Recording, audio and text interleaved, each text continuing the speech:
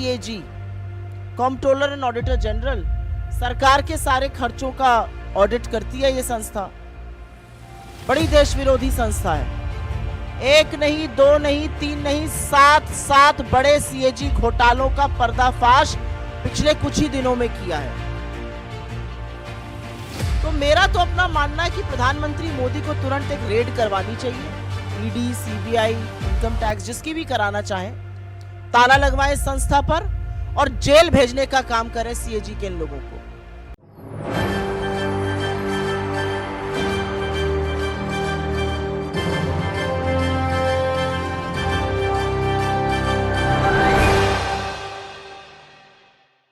एक अत्यंत गंभीर मुद्दे पर,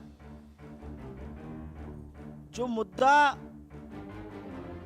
हर टीवी डिबेट से चीख चीख कर बोला जाना चाहिए, जिस मुद्दे पर अखबार की पहली सुर्खी होनी चाहिए, जिस मुद्दे पर आप जैसे प्रबुद्ध पत्रकारों को सवाल पूछना चाहिए और जिस मुद्दे पर प्रधानमंत्री मोदी की चुप्पी टूटनी चाहिए, वो मुद्दा है बड़े घोटालों का। लेकिन मेरा अपना मानना है कि इस देश में एक देश विरोधी, मोदी विरोधी संस्था है। वो इंटरनेशनल साजिश का शिकार है और उस संस्था का नाम है CAG, controller and auditor general. सरकार के सारे खर्चों का ऑडिट करती है ये संस्था। बड़ी देश विरोधी संस्था है। एक नहीं, दो नहीं, तीन नहीं, सात बड़े सीएजी घोटालों का पर्दाफाश पिछले कुछ ही दिनों में किया है। तो मेरा तो अपना मानना है कि प्रधानमंत्री मोदी को तुरंत एक रेड करवानी चाहिए। ईडी, सीबीआई, इनकम टैक्स, जिसकी भी कराना चाहे, ताला लगवाए इस संस्था पर और जेल भेजने का काम करें सीएजी के इन लोगों को। इन लोगों को क्या लग रहा है, प्रजातंत्र चल रहा है कि आप रिपोर्ट निकालेंगे और सरकार को आईना दिखाएंगे और सरकार से सवाल पूछेंगे कि इतनी बड़ी बड़ी धांधली कैसे हो रही है। अरे ये सब प्रजातंत्र में किया जाता था। ऐसे ऐसे पेपर फेंक कर एंकर, एडिटर तब शो करते थे जब प्रजातंत्र था।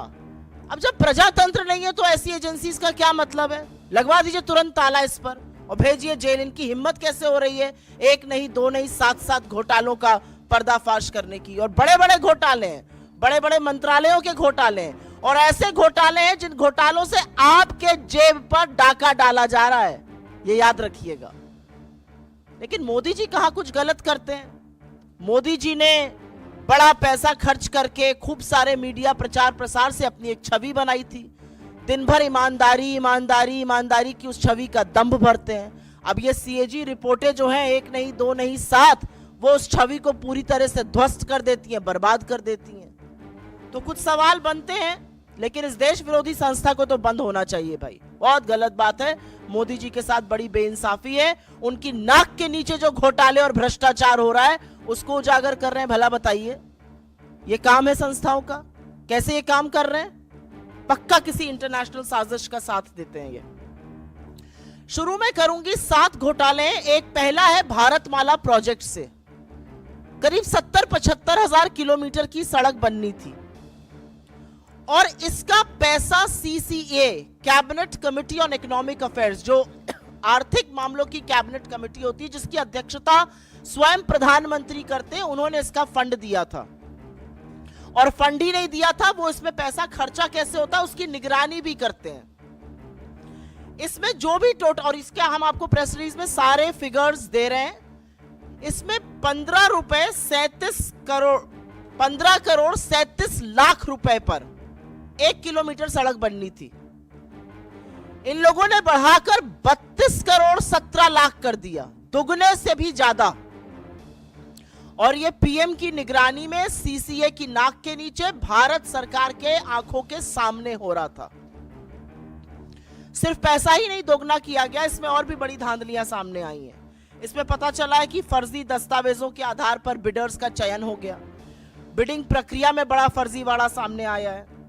विस्तृत परियोजना रिपोर्ट पर काम भी नहीं हुआ। एस्क्रो अकाउंट से करीब 3,500 करोड़ रुपए का हेरफेर हुआ। और सबसे बड़ी बात यह है कि इसके किसी भी जब रोड बनता है तो एक सेफ्टी कंसल्टेंट रखा जाता है कि आपके और हमारे जैसे लोग जो इस देश के नागरिक हैं जब सड़क पे चलें तो सुरक्षित रहें। सरकार ने यह भी जरूरी नहीं समझा भारतमाला के कितने ही हिस्सों में एक भी सेफ्टी कंसल्टेंट नहीं है। तो अगर आप भारतमाला की किसी सड़क पर चल रहे हैं करीब 70,000 किलोमीटर की, तो अपनी जान की, अपने माल के, अपने खुद के रखवाले आप हैं, सरकार की जिम्मेदारी नहीं, क्योंकि उनके पास सेफ्टी कंसल्टेंट रखने का टाइम ही नहीं था। तो भारतमाला में दुगनी करी लागत और हर तरह के फर्जीवाड़ा करके भगवान जाने किसको किसको ये टेंडर दिए गए, जिन्होंने सेफ्टी कंसल्टेंट्स तक नहीं रखे, एस्क्रो अकाउंट से हेरा फेरी हुई। फिर यही द्वारका एक्सप्रेसवे में स्वीकृत लागत जो थी वो करीब 18 करोड़ प्रति किलोमीटर थी। सरकार का कहना है बहुत बढ़िया बना है द्वारका एक्सप्रेसवे, अच्छी बात है, बनना अच्छा भी चाहिए। उसकी कीमत 250 करोड़ प्रति किलोमीटर हो गई। कहां 18 करोड़ प्रति किलोमीटर स्वीकृत और कहां 250 करोड़ प्रति किलोमीटर। और आप ये सोचिए कि 2 किलोमीटर बनाने में 500 करोड़ खर्चा हो गए और उस 500 करोड़ में मंगलयान पहुंच गया। यह सरकार की असलियत है। मंत्रालय ने एक एक्सप्लेनेशन इशू किया, वो सवाल और उजागर करता है। क्या बन गया भाई ऐसा? कौन सा ऐसा विश्व का 8वां नवा अजूबा बना जिसकी कीमत 18 करोड़ से बढ़कर 250 करोड़ प्रति किलोमीटर हो गई? अब ऐसा हाईवे बना होगा जिसमें आप चेहरा देख सकते होंगे, अन्यथा तो इतना कीमत बढ़ना बड़ा मुश्किल का काम है। महंगाई की वजह से इतनी कीमत बढ़ नहीं सकती है, क्योंकि एस्केलेशन कॉस्ट उसमें होती है। तो ये कमीशन खोरी है, किसने पैसा खाया इसमें? तीसरी, टोल में लूट। आप सब लोग तो खूब टोल देते होंगे आते जाते वक्त। अगर दिल्ली से मुंबई आज जाना हो तो 6,000 रुपए का तो आप टोल ही दे दीजिएगा सड़कों पर, और मजाक नहीं कर रही हूं, जाकर देखिएगा 6,000 रुपए का टोल दिल्ली से मुंबई अगर आपको दूरी नापनी है सड़क से। NHAI का रूल है कि अगर टोल के पास या टोल वाली जो सड़क है उस पर कंस्ट्रक्शन होता है तो टोल की कॉस्ट 75% कम होगी। ऐसा नहीं किया गया। मात्र 5 टोल बूथों का, मात्र 5 टोल प्लाजा का CAG ने एक रैंडम ऑडिट किया और उसमें पता चला कि करीब करीब 132 करोड़ रुपए अवैध वसूल लिए गए लोगों से। ये मात्र 5 टोल प्लाजाओं की बात कर रही हूं। अगर पूरे देश के टोल प्लाजाओं का ऑडिट हो जाए तो सोचिएगा कितना लाखों करोड़ों का गबन हुआ है। और सड़क पे कौन चल रहा है?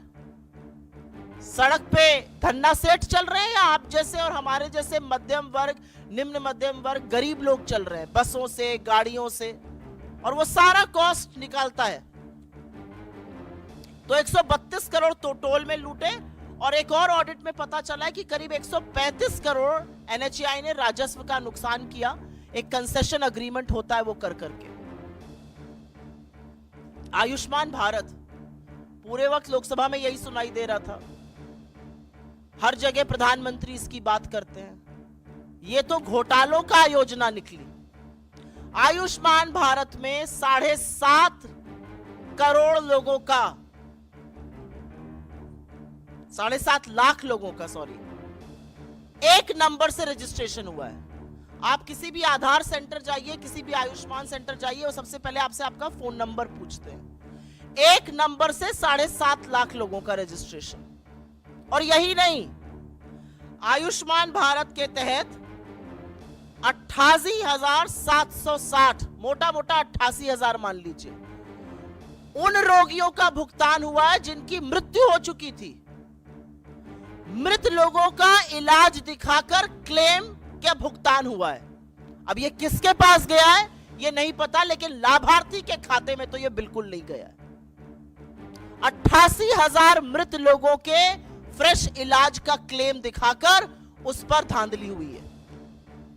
और जैसा कि मैंने आपको बताया, 7.5 लाख लाभार्थी एक नंबर से जुड़े हैं। इनफैक्ट अगर आगे डेटा देखिए तो करीब करीब 1 करोड़ 24 लाख जो हैं वो मात्र कुछ फोन नंबर से जुड़े हुए हैं।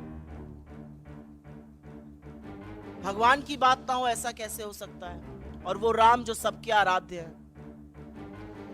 अयोध्या में एक भव्य राम मंदिर बन रहा है। जमीन में जितनी दलाली भारतीय जनता पार्टी के नेता, SDM, कानून को सब मिलकर कर सकते थे। बड़े बड़े नेता, ट्रस्ट के लोग, वो तो खूब हुई, वो आप लोगों ने देखा, और सरकार की बेशर्मी कह लीजिए या थेथरई कह लीजिए, एक शब्द उस पर बोला नहीं गया। अब